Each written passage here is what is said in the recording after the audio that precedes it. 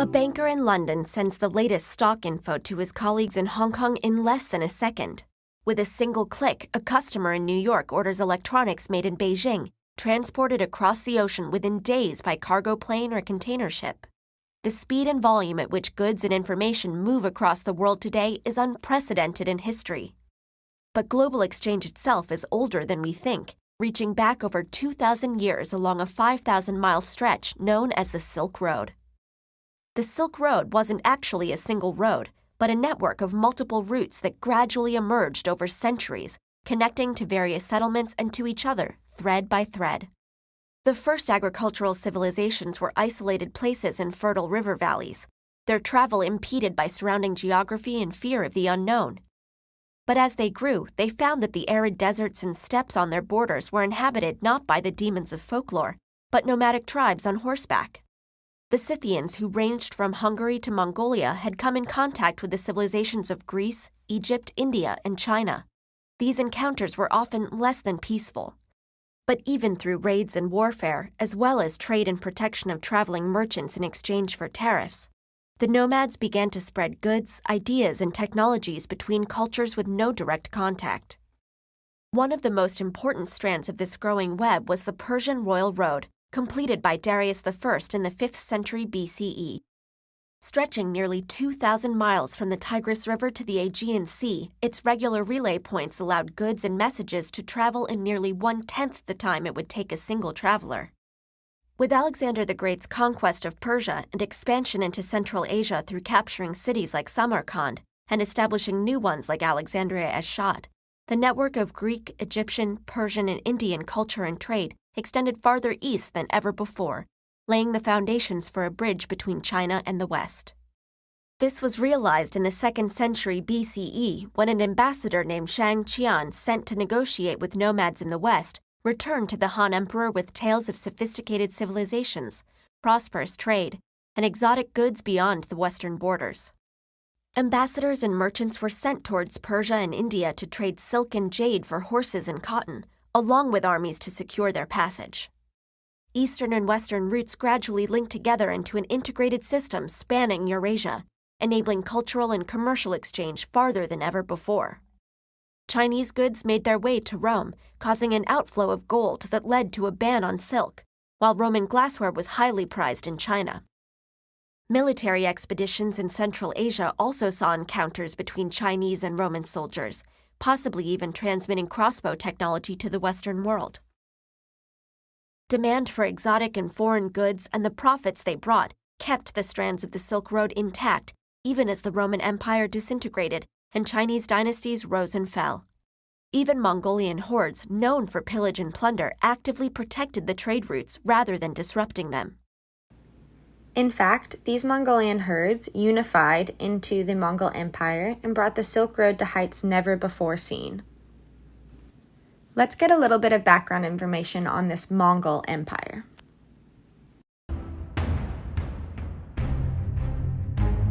It was the largest contiguous land empire in history, stretching from Korea to Ukraine and from Siberia to southern China, and was forged on the open plains. In the 12th century CE, before the Mongol Empire formed, the East Asian steppe was home to scattered groups of Mongol and Turkic pastoral nomads led by Khans. The people herded sheep, cattle, yaks, and camels. They lived in felt tents and moved between summer and winter campsites. Nomadic women held significant authority, managing these migrations, many of the flocks, and trade. Meanwhile, men specialized in mounted warfare. These nomadic groups often fought each other. That was to change under Temujin, who was born into an aristocratic Mongol family. Despite losing his father at an early age and growing up in poverty, he quickly rose to power by forging strategic alliances with other leaders. Unlike those Khans, Temujin promoted soldiers based on merit and distributed spoils evenly among them. His most brilliant move was to scatter the nomads he conquered among his own soldiers so they couldn't join together against him. These innovations made him unstoppable, and by 1206 he had united the people of the Felt Wall tents and become Genghis Khan.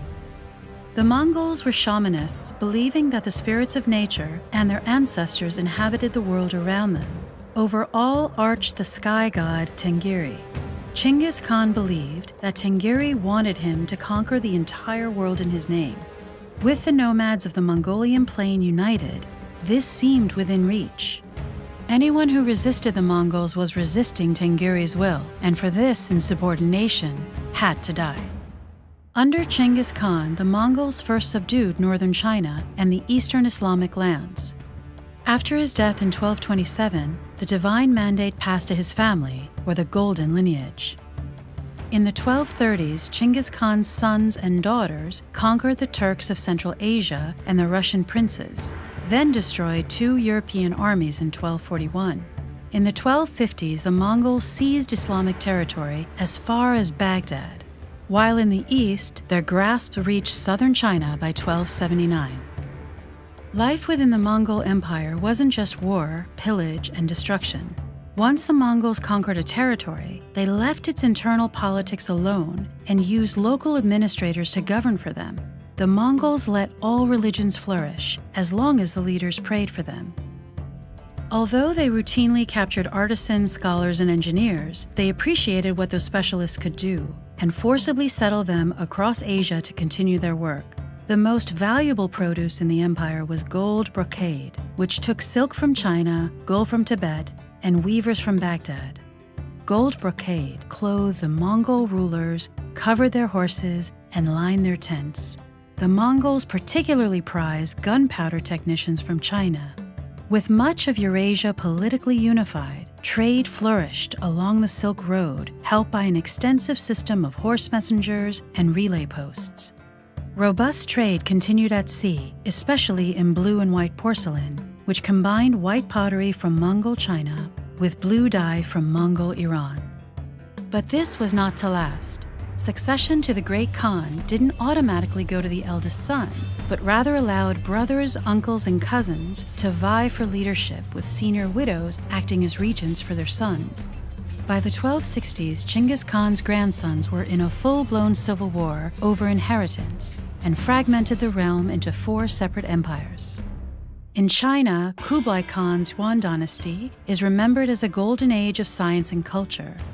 In Iran, the Ilkhanate inaugurated the development of new monumental architecture and Persian miniature painting. In Central Asia, the Chagatai Khanate brought forth leaders like Timur and his descendant Babur, who founded the Mughal Empire in India. And in Eastern Europe, the Golden Horde ruled for years, until a trading post named Muscovy grew into a major world power. Even though the empire lasted only a short while, the Mongols left a legacy of world domination that remains unmatched today. But even under these khanates, a unified front in regards to the Silk Road and their approach to that trade remained intact. But along with commodities, these routes also enabled the movement of traditions, innovations, ideologies, and languages. Originating in India, Buddhism migrated to China and Japan to become the dominant religion there. The variation of Buddhism that took root in China, Korea, Japan, and Central Asia is known as Mahayana Buddhism, and it differed from the original teachings of the Buddha in many ways, but one that was fundamental. For Mahayana Buddhists, the Buddha was divine. I mean, we can, and religious historians do, fight over the exact definition of divine, but in Mahayana Buddhism, there's no question that the Buddha is venerated to a greater degree. The idea of nirvana also transformed from a release from that cycle of suffering and desire to something much more heavenly and frankly more fun.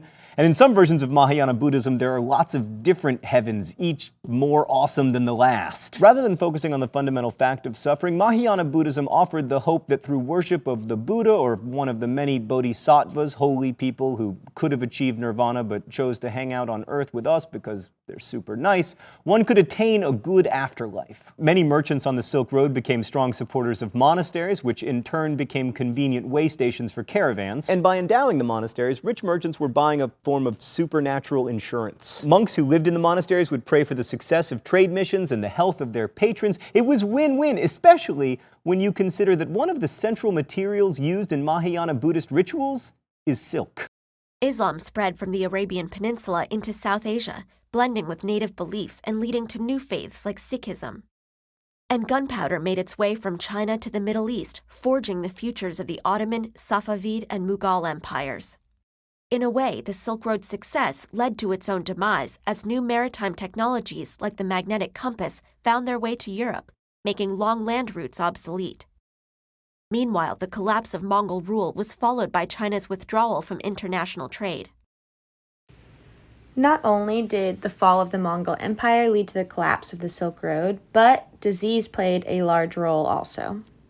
Measles and smallpox traveled along it, as did bubonic plague, which came from the east to the west in 534, 750, and most devastatingly, in 1346. This last plague, known as the Black Death, resulted in the largest population decimation in human history, with nearly half of Europeans dying in a 4-year period. A sizable majority of people living in Italy died, as did 2/3 of Londoners. And it quite possibly wouldn't have happened without the Silk Road. If you were living in London in the 14th century, you probably didn't blame the Silk Road trade for your community's devastation.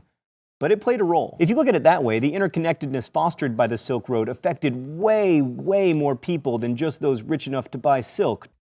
But even though the old routes and networks did not last, they had changed the world forever, and there was no going back. Europeans seeking new maritime routes to the riches they knew awaited in East Asia led to the age of exploration and expansion into Africa and the Americas. Today, global interconnectedness shapes our lives like never before. Canadian shoppers buy T-shirts made in Bangladesh, Japanese audiences watch British television shows, and Tunisians use American software to launch a revolution. The impact of globalization on culture and economy is indisputable, but whatever its benefits and drawbacks, it is far from a new phenomenon. And though the mountains, deserts, and oceans that once separated us are now circumvented through supersonic vehicles, cross-continental communication cables, and signals beamed through space rather than caravans traveling for months, none of it would have been possible without the pioneering cultures whose efforts created the Silk Road, history's first World Wide Web.